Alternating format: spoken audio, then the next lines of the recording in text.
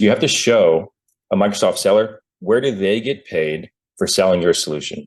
A Microsoft seller gets dozens and dozens and dozens of, we'll say, referrals a week. And they have to sift through them and choose, okay, I can engage on, I only have so much time, I can engage on specific ones. So the more you can do of laying up the deal on like a silver platter to be just consumed, like, okay, if I do this deal, I get this bucket, this bucket, this bucket, this bucket of quota retirement, all hits. And then the organic ACR that's going to be driven from like post deployment is typically like, 20% of the solution value typically turns into consumption after deployment. So it does all the assessment work for them, and they can just jump right into engage. Bringing some life into what you just said there. So maybe a real life example could look something like this. Hey, Mr. and Mrs. Microsoft seller, we are a top tier partner, which means you can retire your MBS number and your quota by co-selling with us. We are also part of the PRACAR program, the Partner Reported ACR, which basically means our solution is hosted on our Azure tenant, and it's a traditional SaaS model, which lets you retire dollar for dollar all the consumption that is happening on our tenant, in addition to the quota you're already retiring initially on the MBS number on the transaction. Therefore, it is super lucrative for you to give us some time and attention and help us drive the deal forward through this co-sell motion. Join our 5-week course on cloud marketplaces and learn how to tap into the $250 billion spend that enterprises have committed to AWS, Azure, and Google Cloud. Discover the future of go-to-market with Roman. During weekly sessions, you'll learn how to leverage this fast-growing channel and network with industry experts and partnership leaders. We'll dive into marketplace strategies, internal buy-in, building relationships with the cloud, and mastering co-sell. Join our upcoming cohort. I'm really excited to have today Omar Abu Helal. Omar spent almost 6 years in Microsoft, and I think what is really interesting that he was for almost 4 years National Program Manager in Partner Co-sell in Canada in Microsoft. And I think he's been in this journey of cloud go-to-markets for a while, just from the other side. And I think it's really interesting to hear a perspective of somebody who was on the other side and championed this motion in cloud go-to-markets for so many years. So today, Omar is Global Director in Cloud Marketplace Co-sell in Carve Partners, which is consultancy focusing on cloud marketplaces, specifically Microsoft. So I'm really excited to have the session. I mentioned earlier, so I did spend a bit over 5 years on Microsoft Canada, really in the front lines of driving the co-sell motions, and really have seen kind of the co-sell program through its entire evolution, from its infancy, 5-6 years back to its through its rapid growth and maturity now. So really, I have built a pretty deep subject matter expertise over those years in terms of from my roles and multiple hats that I wore throughout that time. First off, I wanted to just kind of do some level setting here in terms of Microsoft's a couple of months into the new fiscal year, FY24 now, starting in July. And some of you that are familiar with Microsoft's fiscal year structure, they kind of rejig and reformat the program usually every fiscal year. And some of you are familiar with the Inspire event that happens every summer, where they sort of come out and announce a lot of these changes. So the first one I want to hit on, and no surprise to this bunch, I'm sure, but there's a laser focus marketplace growth to the point where Microsoft has actually reformatted or structured the co-sell program, incentives, and all the things wrapped around that, purely to double down on marketplace and really focus on marketplace build sales. So some of you who have co-sold with Microsoft in the past, you're probably used to co-selling through other mediums and other platforms, whether that's through a reseller, whether that's through direct with the customer. But now pretty much Microsoft is going down the path of, if you want to co-sell with us, it has to be marketplace driven. It has to transact through our marketplace, or else we're just, there's just not a co-sell motion that we can pursue with you there if it's not on marketplace. The second point I want to hit on, there's pretty lucrative seller incentives in place where Microsoft's incentivizing the field sellers, the Microsoft sellers specifically, in terms of offering them quota retirement for all the build sales happening on marketplace for third-party ISV solutions. So that's very attractive for you folks on the line here who might be working for some of the ISVs that have published offerings on the marketplace.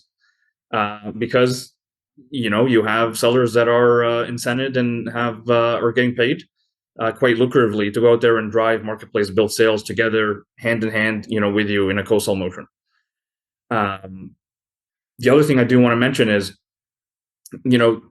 Microsoft has this prioritization in terms of partners, bucketing them into sort of categories and tiers or statuses. And I do want to mention that it's even more lucrative for partners to achieve that coveted top tier status, which basically means, you just get more love, more attention. It basically, Microsoft's really formatting the program in a way where we can do more with the top tier partners, because ultimately those are the partners that allow the Microsoft sellers to retire their quota and actually enjoy seller incentives. And part of what we do at Carve is sort of going along this journey with you and really helping champion you into that journey and into that growth as becoming a top tier partner, which is super important. The last thing I'll mention at this point here in terms of the changes that have gone on is there really have been some significant changes to the field engagement model, where it's become a new muscle now in the field to drive co-sell with partners. So pretty much Microsoft's taking a stance where the field sellers, the account team, specifically the account executive and the Azure specialists, they have direct accountability now to actually co-sell with partners and are carrying a specific quota for driving a specific number of marketplace build sales, which has been previously unprecedented. Again, this is all kind of new and is shaping a strategy for this fiscal year to double down on marketplace. One thing I will note here is previously, you folks on the line who have engaged with GPS or kind of the Microsoft partner group in the past, you might be aware of a role called the channel sales executive, or the ECM, or enterprise channel manager, as we were previously called. And those were like middleman role that would act as a broker and a middleman, kind of tying, your sellers with the Microsoft sellers and driving the co-sell motions forward. Well, I do want to call out that model has essentially changed, and they've kind of removed that role to, again, put a lot of the onus to drive co-sell directly on our field teams and on our sellers. So there is, changes to the field engagement model, and I did just want to call that there will be some, basically swimming in new waters in a way this fiscal year, where folks are just trying to get with the rhythm with the new program here. Back to my point about laser focus on marketplace, there's a lot of investments being poured around